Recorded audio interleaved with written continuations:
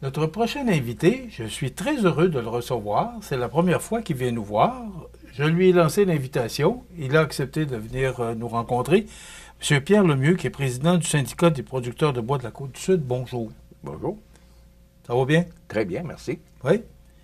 Monsieur Lemieux, ça fait longtemps que je veux vous avoir pour vous poser la question. On a eu Monsieur Nadeau, qui fait partie des propriétaires de boisés privés de la Côte-du-Sud. Et là, je reçois le président du syndicat. Dites-moi, qu'est-ce qui se passe exactement entre le syndicat et les propriétaires de boisés privés? Bien, regardez, ce qui se passe, je pense qu'il faut comprendre que l'industrie actuellement, au niveau des propriétaires, l'industrie forestière, elle est stagnante au niveau de ses revenus. Si je regarde globalement les revenus de la forêt privée, les recettes de revenus aux propriétaires de bois de la forêt privée depuis 20 ans n'ont pas augmenté. Non, ils ont même baissé. Pour les mêmes volumes sensiblement qui sont mis en marché année après année, là, on a même baissé nos revenus depuis 20 ans. Tous nos coûts d'opération et les taxes qu'on paye à nos amis, dans le fond, les municipalités, ont depuis ce temps-là, augmenté d'une façon drastique. Ce qui fait en sorte qu'il n'y a plus de rentabilité au niveau de l'exploitation des forêts privées. OK. Bon. Et historiquement, dans le passé, la mise en marché du bois se faisait par la mise en marché du bois à pâte, qu'on appelle. Il y a eu un changement important au niveau de la consommation de la fibre de pâte, parce qu'avec la diminution de l'utilisation de papier, fait en sorte qu'il n'y a plus de marché dans la pâte, presque dans le papier fin qu'on appelle, là, le papier journal. Et il reste des marchés dans le carton, mais dans la pâte fine, il n'y a plus de marché. Fait que c'est l'industrie du sciage qui a pris la place tranquillement. Historiquement, il y avait des moulins assis partout dans nos municipalités. Fait qu'il y avait quand même une certaine concurrence qui faisait en sorte que les prix pouvaient être relativement intéressants. Mais depuis un certain nombre d'années, il y a une diminution d'une façon importante du nombre de moulins assis, dans le fond, d'utilisateurs de bois de sciage. Dans notre région, actuellement, il reste 3 moulins, mais il y en a 2 qui appartiennent au même propriétaire. Fait qu'il n'y a plus de compétition entre les deux. Et en ce qui concerne, ça c'est pour la fibre de bois mou qu'on appelle, puis la fibre de bois franc, il reste 1 moulin. Et dans la fibre de 30, il reste 2 moulins, mais c'est le même propriétaire qui possède les 2 mêmes moulins. Fait qu'il n'y a plus de compétition pour les producteurs pour être capable d'aller chercher des meilleurs prix. On est obligé de se tourner vers des marchés extérieurs qui sont là-bas, qui sont beaucoup plus loin. Fait que les usines de transport sont loin. Fait que nous, au niveau du syndicat, on s'est posé des questions, puis les propriétaires se sont posés des questions. On est quand même, la forêt, c'est la matière première, c'est une ressource. Hein? On appelle ça, dans le fond, c'est la ressource. Et qu'est-ce qu'on fait pour garder, dans le fond, la richesse sur notre milieu? Parce qu'il n'y a rien qui dit qu'il n'y aura pas d'autre concentration au niveau des entreprises dans le futur. Fait que nous, on a mis en place, en tout cas avec les producteurs, un projet de développement qui est axé sur la richesse du secteur. Essayer de ramener un peu de richesse, comme on a fait dans le sirop d'érable, ramener de la richesse au niveau des propriétaires forestiers. Dans ce cas-là, dans le sirop d'érable, c'est au niveau des producteurs de sirop d'érable. Dans ce cas ici, ce sera ramener un peu de richesse au niveau des propriétaires forestiers. Comment qu'on fait ça? Mais pourquoi que les propriétaires semblent en désaccord avec le syndicat?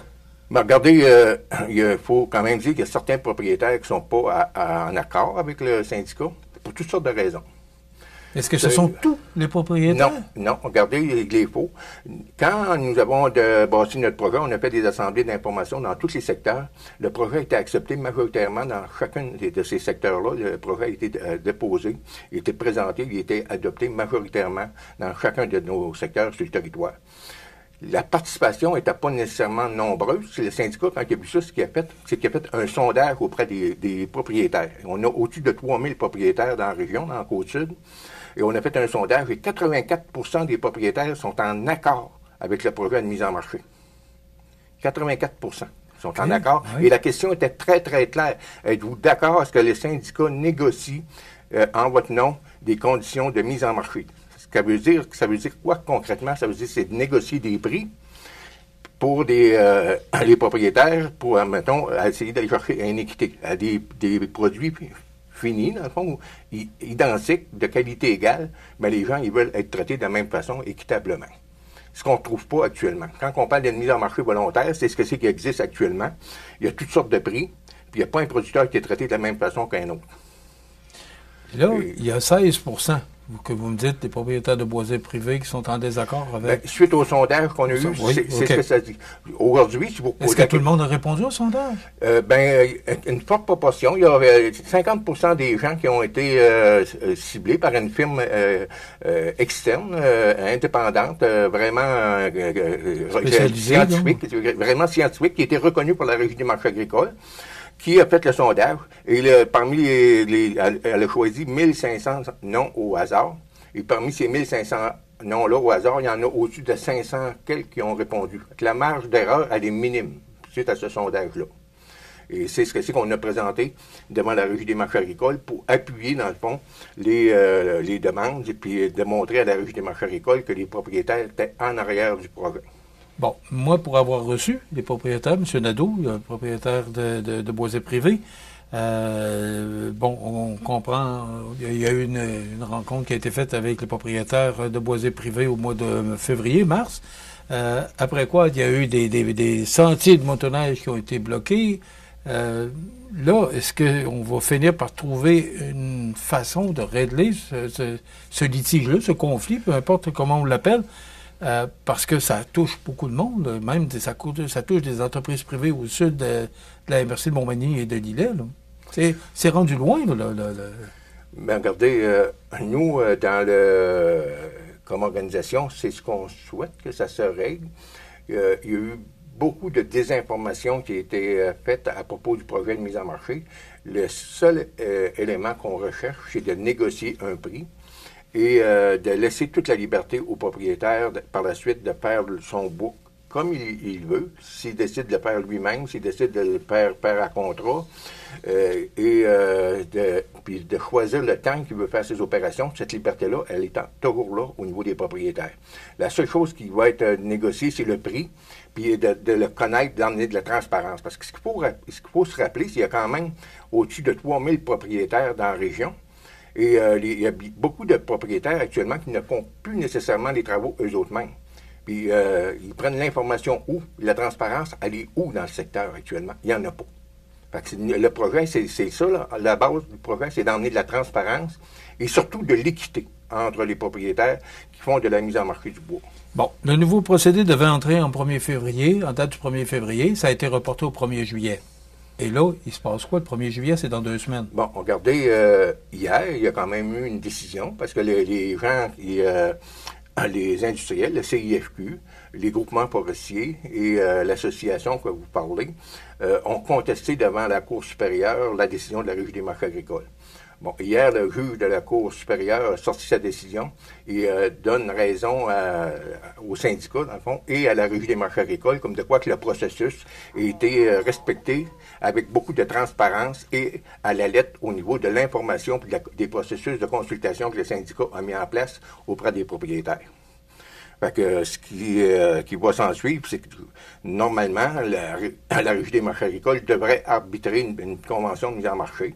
Fait que c'est sûr que ça ne sera pas pour le 1er juillet. Il va probablement avoir un autre report. Et ce qu'on souhaite, c'est que la Régie tranche assez rapidement en ce qui concerne une première convention de mise en marché. Vous savez, c'est le droit des propriétaires qui est mis en cause actuellement. Dans notre société, on est dans une société de droit et de démocratie. Bon, la Régie des marchés agricoles, c'est ce que c'est qu'elle a regardé. Là. La société de droit, là, au Québec, là, il y a une loi qui permet aux propriétaires agricoles, aux producteurs agricoles, de se regrouper, puis d'essayer dans le fond, de s'entendre avec les industriels dans chacun des secteurs avec qui on fait affaire.